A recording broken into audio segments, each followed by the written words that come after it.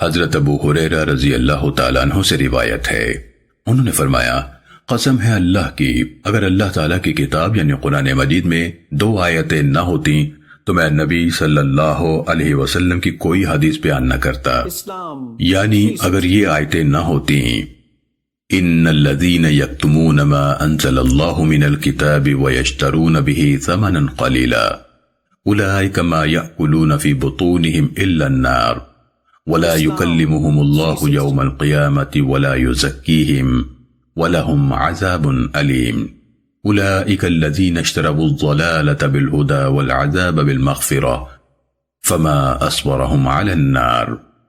بے شک جو لوگ اللہ کی اتاری ہوئی کتاب چھپاتے ہیں اور اسے تھوڑی سی قیمت پر بیچتے ہیں، وہ اپنے پیٹوں میں محض آگ بھر رہے ہیں۔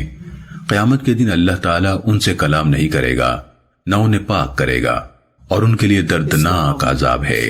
یہ لوگ ہیں جنہوں نے ہدایت کے بدلے گمراہی کو اور بخشش کے بدلے عذاب کو خرید لیا ہے۔ یہ لوگ آگ کا عذاب کس قدر برداشت کرنے والے ہیں۔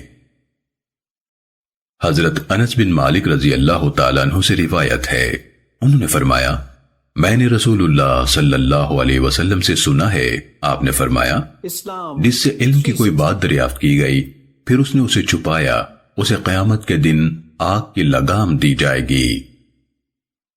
سننے ابن ماجہ حدیث نمبر 264۔ حضرت ابو ہریرہ رضی اللہ تعالیٰ عنہ سے روایت ہے، اللہ کے رسول صلی اللہ علیہ وسلم نے فرمایا، جس سے علم کا کوئی ایسا مسئلہ پوچھا گیا جو اسے معلوم تھا پھر بھی اس نے اسے چھپایا، اسے قیامت کے دن آگ کی لگام ڈالی جائے گی۔ سننے ابن ماجہ حدیث نمبر 266۔ قرآن